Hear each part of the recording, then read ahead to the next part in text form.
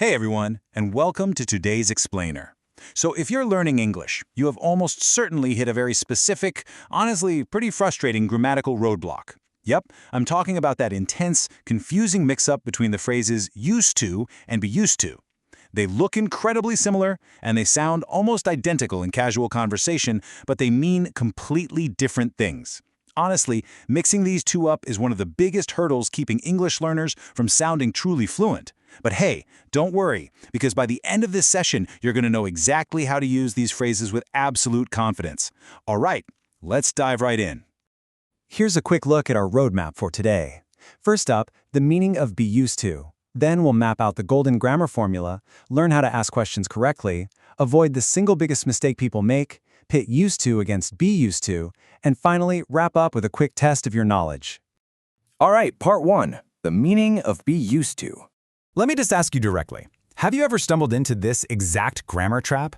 Have you ever just paused mid-sentence, scrambling to figure out if you should throw a be verb in there or if you should just say used to?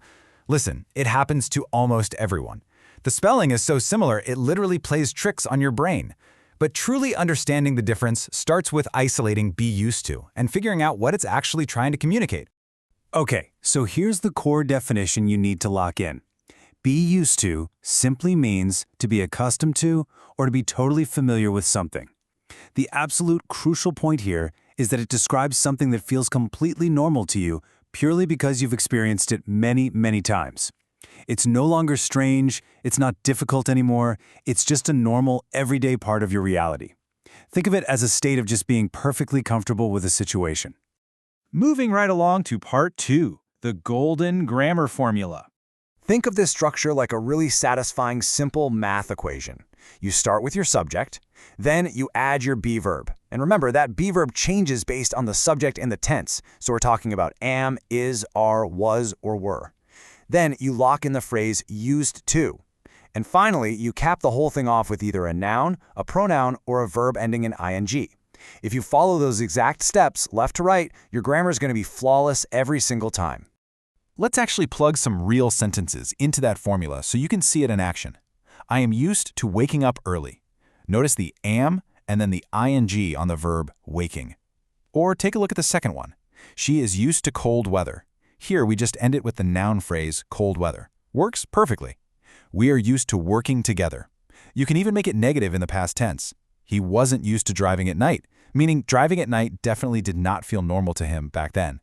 And lastly, they are used to living in a big city. As you can see, the formula effortlessly handles both nouns and ing verbs across completely different tenses.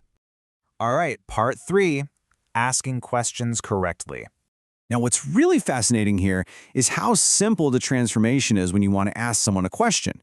The be verb simply jumps from the second spot right to the absolute front of the line. So now it's be, then the subject, then used to, and finally your noun or ing verb.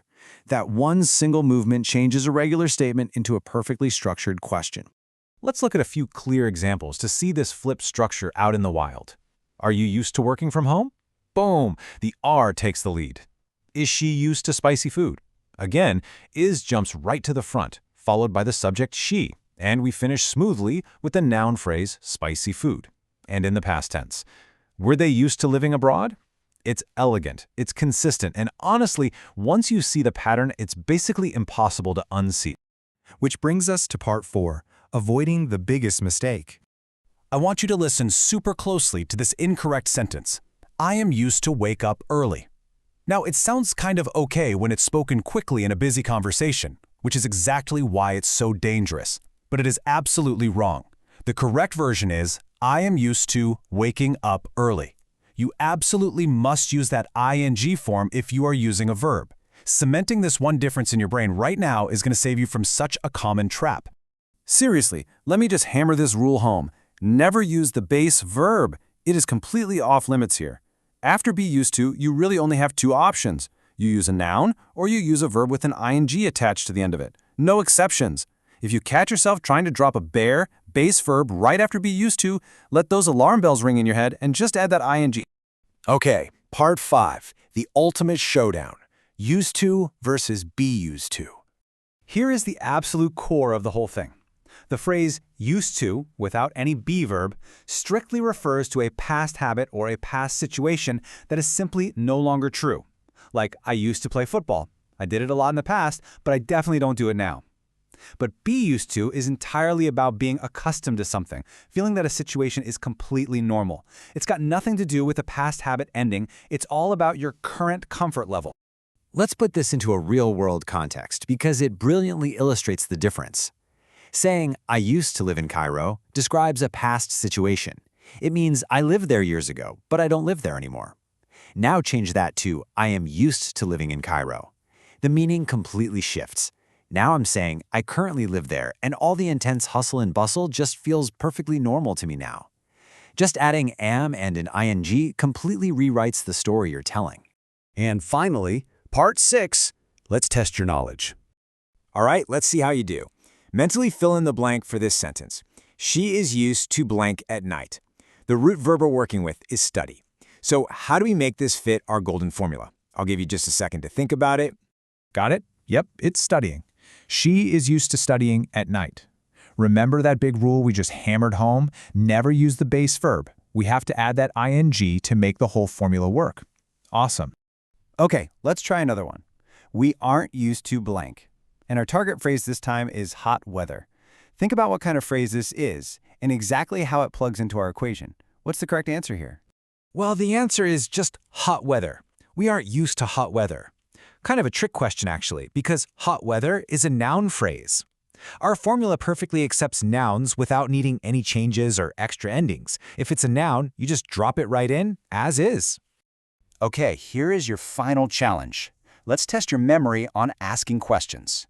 Are you used to blank in traffic? The root verb is drive. How do we finish this question correctly?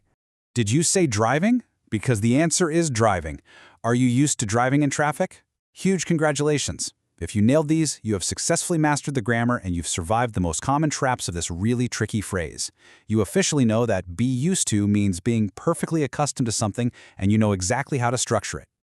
I want to leave you with one final thought to make sure all of this really sticks.